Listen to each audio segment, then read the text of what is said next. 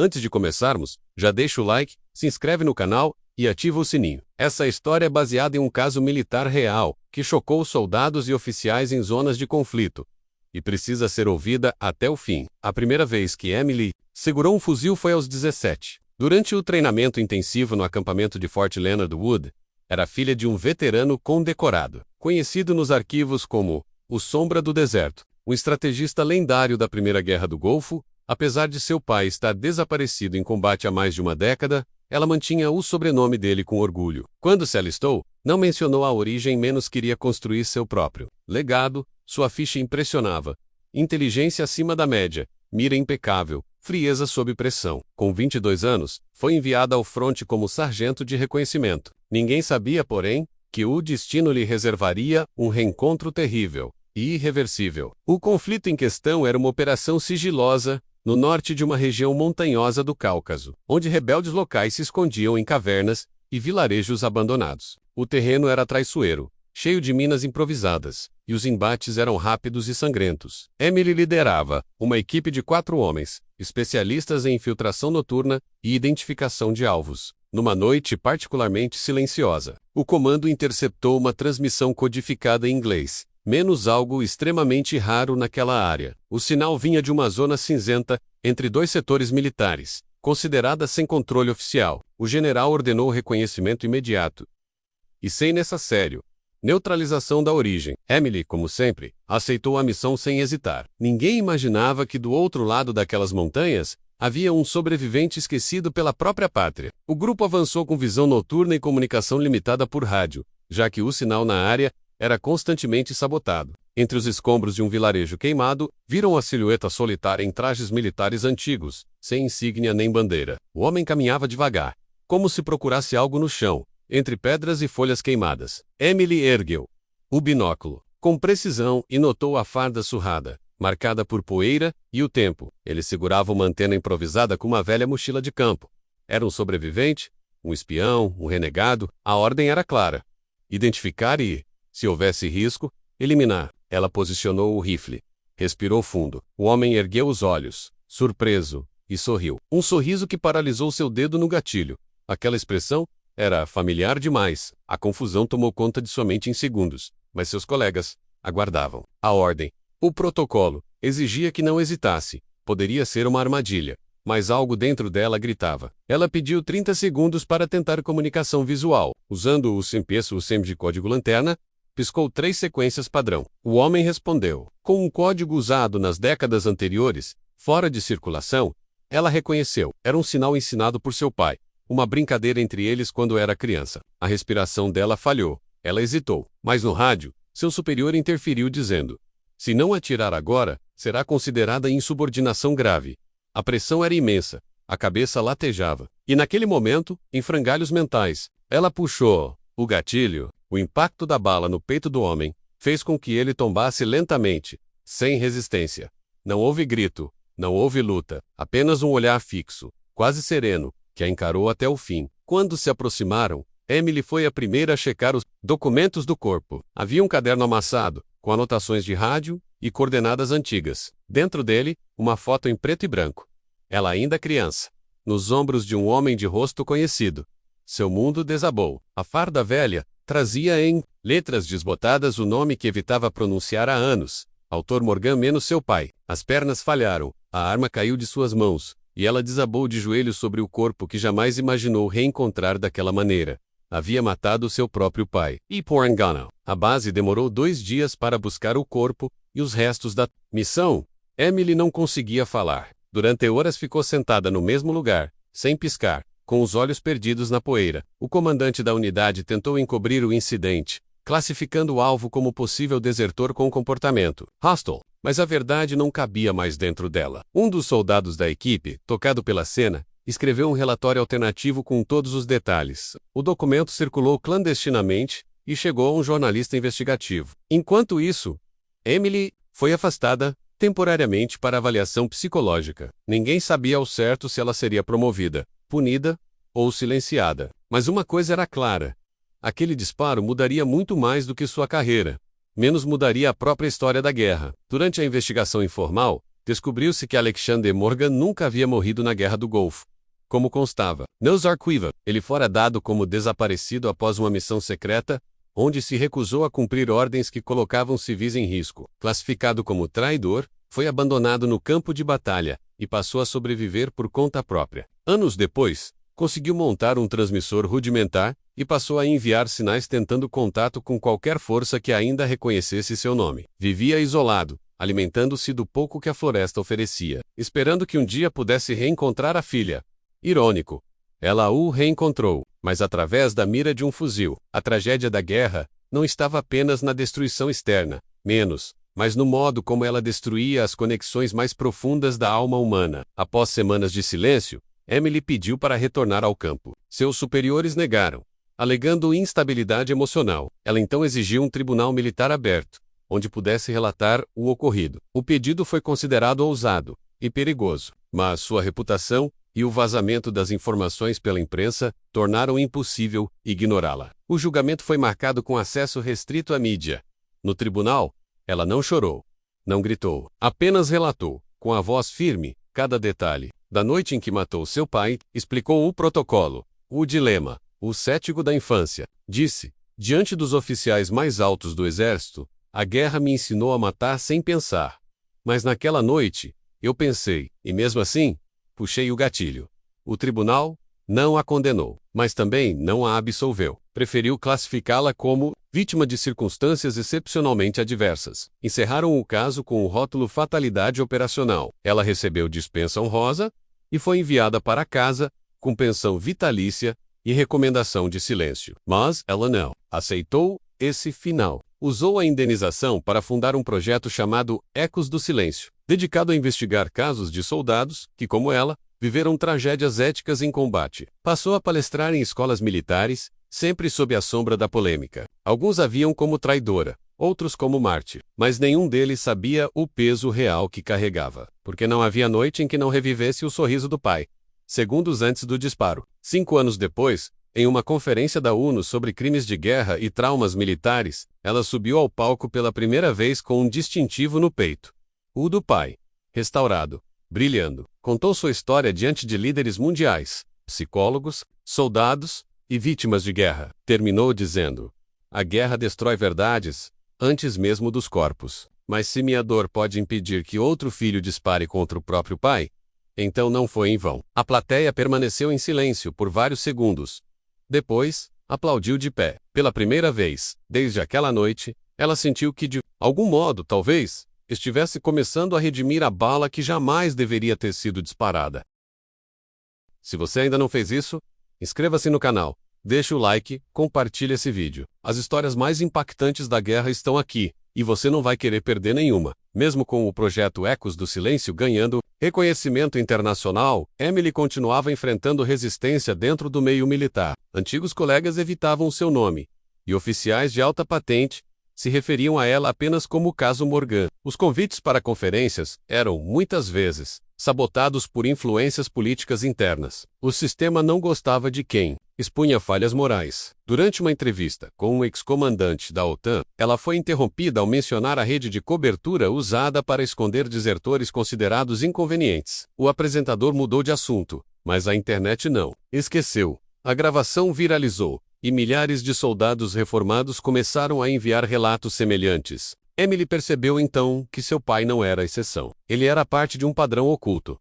Os registros secretos mostravam dezenas de nomes com histórico parecido militares desaparecidos, dados como mortos, mas com sinais de vida posteriores ignorados pelos comandos. Emily reuniu um pequeno grupo de jornalistas, analistas forenses e veteranos para investigar esses casos. Chamaram-se informalmente de o Pelotão dos Invisíveis. Usavam satélites civis, drones de monitoramento e arquivos desclassificados, vazados para cruzar informações. M6 Messes localizaram evidências de pelo menos 8 ex-soldados vivendo isolados em zonas de conflito. Um deles, inclusive, havia enviado sinais de socorro semelhantes ao de Alexander Morgan. Mas o mais chocante ainda estava por vir. Durante uma operação de campo na fronteira entre 2 antigos territórios hostis, encontraram uma cabana com registros pessoais do próprio pai dela menos datados de apenas 2 anos antes do disparo.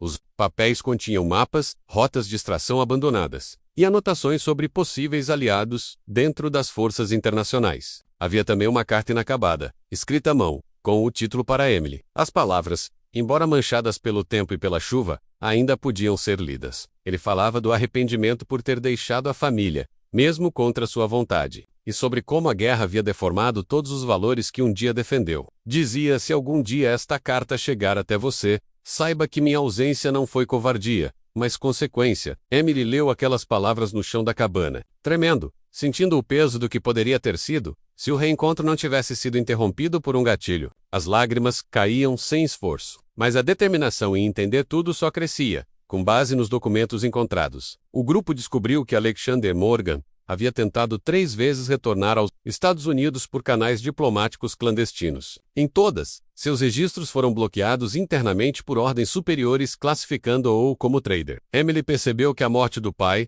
mesmo involuntária, servira aos interesses de muitos. Um soldado considerado desertor, morto em operação, era mais conveniente do que um veterano disposto a expor verdades perigosas. A suspeita de um complô tomou forma. Os nomes de oficiais que participaram da missão original de Morgan reapareciam nos comandos atuais. Emily decidiu ir além, reuniu provas e preparou um dossiê completo, com o objetivo de apresentar ao Tribunal Internacional de Haia. Sabia que, aperte Dolly, estaria se colocando diretamente contra o próprio sistema, antes de entregar o material. Decidiu visitar a casa da mãe, com quem mal falava há anos. A mulher, amargurada desde o desaparecimento do marido, havia se isolado do mundo. Quando viu a filha, seu olhar foi duro menos, mas também carregava perguntas nunca feitas. Emily mostrou a foto, a carta, e finalmente contou toda a verdade. Pela primeira vez, mãe e filha choraram juntas, sem acusação, apenas partilhando a dor de um destino cruel. A mãe revelou então que,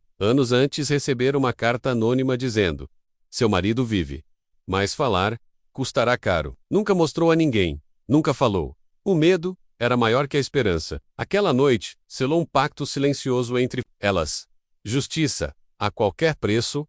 O grupo de Emily partiu então para Bruxelas, onde seria apresentada uma conferência sobre direitos humanos em zonas de conflito. A expectativa era de que o caso Morgan fosse mencionado, mas ela surpreendeu a todos ao subir ao palco e revelar o conteúdo completo do dossiê diante de câmeras. Citou nomes, datas, documentos, revelou as operações fantasmas, os códigos de silêncio e a prática sistemática de abandono de soldados inconvenientes.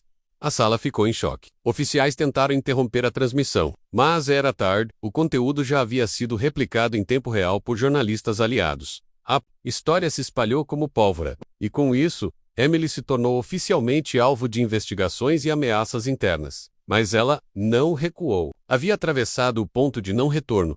2 dias após a conferência, tentaram invadir a sede do projeto Ecos do Silêncio. Documentos foram roubados, e parte do banco de dados foi destruído. Mas Emily já esperava por isso. Havia backups criptografados, espalhados por diferentes países. O ataque só reforçou a urgência da denúncia. O Parlamento Europeu solicitou acesso imediato aos arquivos, enquanto organizações não governamentais militares exigiam uma comissão internacional para apurar os casos. A pressão aumentava, e os generais envolvidos começaram a negar publicamente qualquer responsabilidade. Mas a verdade já estava solta. Ao mesmo tempo, a mídia descobriu um arquivo de voz gravado pelo pai de Emily, onde ele dizia: se minha filha me encontrar, talvez o mundo volte a ouvir o que tentam silenciar. O áudio tornou-se símbolo de resistência e memória. O exército americano, pressionado, anunciou uma auditoria interna, que muitos consideraram mera fachada, mas o Congresso exigiu depoimento de Emily em sessão fechada. Ela compareceu, levando consigo uma pequena caixa com o distintivo do pai. Contou novamente a história, sem omitir nenhuma dor. Disse aos senadores: a guerra não me tirou apenas o pai, ela me ensinou a atirar no espelho. Houve silêncio na sala. Alguns parlamentares choraram, outros a encararam friamente. Ao sair, ela declarou aos jornalistas: não quero vingança, quero memória. A frase estampou manchetes no mundo inteiro. E com isso, o nome Morgan deixou de ser apenas um código de guerra, tornou-se um símbolo de denúncia, coragem e humanidade. Enquanto o caso se expandia internacionalmente, outras famílias começaram a procurar Emily, relatando histórias semelhantes. Pais que nunca voltaram, irmãos desaparecidos em missões duvidosas, Filhos que receberam urnas sem corpos. A avalanche de relatos era esmagadora. O Ecos do Silêncio tornou-se um movimento mundial, com sedes em 5 países. A dor de Emily agora se multiplicava menos, mas também ganhava propósito. Aquela bala disparada, anos atrás, havia rasgado sua alma, mas abriu um corredor por onde muitas outras vozes começaram a ecoar. A cada história contada, ela se sentia menos e mais certa de que estava no caminho certo. Mesmo que sem volta, no encerramento de um congresso internacional sobre ética militar, Emily recebeu uma medalha simbólica pelas contribuições à memória de combatentes esquecidos. Rikasu.com. Educação, dizendo, não se condecora a tragédia. Se reconhece. Sua presença no evento provocou desconforto entre generais e políticos, mas inspirou os jovens recrutas que a viam como heroína moral. A história da filha que matou o pai por engano já havia sido adaptada em livros, podcasts e até filmes independentes, mas nenhum deles capturava o que ela realmente sentia, porque o verdadeiro enredo não estava na tragédia do disparo, mas no que ela escolheu fazer com o estilhaço que ficou. Se você chegou até aqui, não esqueça de deixar o like, comentar sua opinião e se inscrever no canal. As histórias mais impactantes da guerra continuam menos, e a próxima pode ser ainda mais surpreendente. Capítulo 21. Mesmo com o movimento ganhando força, Emily ainda era assombrada pelas noites de combate, pelo momento exato do disparo que destruiu sua vida. A psicóloga de guerra que a acompanhava dizia que o trauma se tornara um tipo de motor menos combustível para sua missão, mas também uma bomba prestes a explodir. Nos sonhos, ela ainda via o rosto do pai se virar lentamente antes de cair. Havia momentos em que desejava não ter encontrado nenhuma prova, apenas silêncio. Mas logo o sentimento era esmagado pela certeza de que a dor precisava gerar algo maior. O sofrimento de uma geração inteira não podia terminar em silêncio e covardia, e ela jamais permitiria que o nome Morgan fosse enterrado entre estatísticas e arquivos selados. Capítulo 22. O Pentágono finalmente liberou um relatório parcial sobre os casos especiais de desaparecimentos militares. O documento, fortemente editado, não mencionava o nome de Alexander Morgan, mas descrevia ações semelhantes às denunciadas por Emily. Era uma vitória modesta, menos porém simbólica. A opinião pública começava a se dividir entre defensores da ética militar e aqueles que viam nas denúncias uma ameaça à soberania das Forças Armadas. Emily passou a ser alvo de campanhas de difamação, onde a pintavam como traidora, instável e até criminosa de guerra. Grupos radicais começaram a enviar ameaças constantes, mas ela resistia. Estava acostumada com o som de tiros, e sabia que a guerra mais difícil era travada longe do campo de batalha. Capítulo 23. Durante uma viagem à Noruega para consolidar uma base do Ecos do Silêncio, Emily recebeu uma carta anônima. Dentro, havia uma fotografia antiga de seu pai com um grupo de soldados sorrindo em uma trincheira, acompanhada de uma mensagem enigmática. Ele sabia demais do que dizia. A imagem era datada de uma missão classificada como abortada. Mas agora, com registros indicando que ela foi concluída em segredo, Emily entendeu que a morte de seu pai não fora apenas um erro. Fora convenient, um fantasma a mais que o sistema preferia silenciar. A verdade, aos poucos, tomava contornos mais sombrios. E ela sabia que para encerrar aquilo, teria que ir ainda mais fundo, reabrindo contatos com ex-agentes da inteligência militar. Emily conseguiu acesso a arquivos considerados perdidos, do período da missão final de seu pai. Descobriu que ele havia sido testemunha de uma operação encoberta envolvendo civis e uso de armamentos proibidos. Na época, tentou relatar o ocorrido, mas foi silenciado e transferido para uma zona de risco, sob o pretexto de falhas psicológicas. O destino, então, fora selado. Quando Emily matou o homem na cabana, os superiores sabiam de quem se tratava menos, mas permitiram o engano. Era a maneira perfeita de encerrar um ciclo perigoso. A revelação corroeu o que restava de sua inocência, mas lhe deu uma nova razão para seguir em frente. Agora, ela buscava justiça não apenas para o pai menos, mas para todos os que morreram calados. Com provas em mãos, ela pediu uma audiência na Corte Penal Internacional. O processo era demorado, burocrático e politicamente delicado, mas ela já havia aprendido a esperar. O mundo começava a prestar atenção. Manifestações silenciosas surgiam em frente a bases militares, com cartazes dizendo: ela atirou, sem saber. Mas agora, todos sabem. A imprensa, antes dividida, começava a convergir para o apoio. Documentários foram lançados, e universidades discutiam o caso como exemplo clássico de moralidade em tempos de guerra. Emily tornou-se símbolo de uma nova geração de soldados mais conscientes, mais críticos, mais humanos. E, tempo, uma lembrança viva de que todo disparo tem eco. O julgamento teve início sob forte vigilância internacional. Emily não estava no banco dos réus menos, mas sim como testemunha-chave. Foram dias de depoimentos, confrontos, exibições de vídeos, mapas e cartas. O nome de Alexander Morgan foi finalmente reconhecido como vítima de erro operacional e manipulação deliberada. Alguns oficiais se recusaram a depor. Outros tentaram negar responsabilidade, mas a avalanche de provas falava por si. Ao final do processo, a corte declarou a existência de uma rede sistemática de abandono e ocultação dentro das estruturas militares de alto comando. Foi o começo do fim para muitos intocáveis, e o início de um novo capítulo para os esquecidos. Da guerra, depois do julgamento, Emily recebeu centenas de cartas de soldados reformados, viúvas e filhos órfãos, que agora viam nela um canal para contar suas histórias. Era um fardo imenso menos, mas também um privilégio. Ela fundou o Instituto Morgan para a Verdade em Conflitos Armados, dedicado à pesquisa, acolhimento e preservação da memória de vítimas militares ignoradas. Com sede em Genebra, tornou-se referência internacional. A dor, embora ainda presente, agora havia sido moldada em ação. E mesmo nos momentos de exaustão, Emily lembrava do olhar do pai naquela última fração de segundo. Não como culpa, mas como chamado. Anos se passaram, e a guerra onde tudo começou tornou-se apenas mais um capítulo sombrio da história moderna. Emily já não usava uniforme, mas carregava cicatrizes mais profundas do que qualquer soldado. Participava de conferências, escrevia livros e ajudava a reconstruir a memória coletiva de uma geração marcada pelo silêncio. E.M. Casanova, caso, via um reflexo daquele dia fatídico na floresta. Havia aprendido a conviver com o peso, mas nunca a esquecê-lo. Por que esquecer? Seria permitir que tudo se repetisse. E sua missão? Agora, era impedir exatamente isso. Custe o que custar. No 20º aniversário da morte de Alexander Morgan, foi inaugurado um monumento em sua homenagem, em uma pequena vila, no leste europeu, onde sua última missão aconteceu. Emily discursou diante de veteranos e jovens cadetes. Disse: meu pai morreu 2 vezes. Uma, com o disparo, e outra, quando tentaram apagar seu nome. Eu só vim para devolvê-lo ao tempo. O silêncio que se seguiu foi mais forte que aplausos, porque todos ali sabiam que a guerra não termina com tratados, mas com coragem de enfrentar os próprios. E Emily havia feito exatamente isso. Hoje, Emily Morgan é lembrada não apenas como a mulher que matou o pai sem saber, mas como aquela que transformou um erro em causa e a dor em mudança. O nome Morgan tornou-se sinônimo de memória, justiça e resistência.